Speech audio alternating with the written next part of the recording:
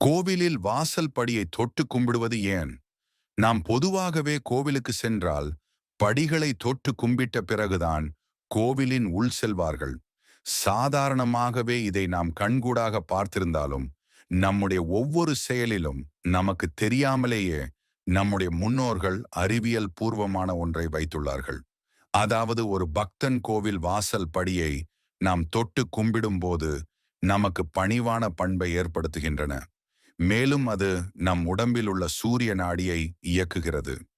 படிக்கட்டை தொட்ட பிறகு வலது கை விரல்களை நம் நெற்றியில் புருவ மத்தியில் உள்ள ஆக்ஞா சக்கரம் மீது வைத்து அழுத்த வேண்டும்.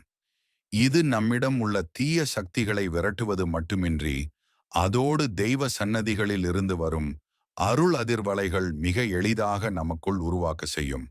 ஆகையால் கோவிலுக்கு செல்லும்போது படிகளை வலது கையால் தொட்டு உங்கள் புருவ மத்தியில் சற்று அழுத்தம் கொடுத்து பாருங்கள். அது உங்களை புது மனிதனாக்கி புத்துணர்ச்சியுடன் கோவிலுக்குள் செல்ல வைக்கும்.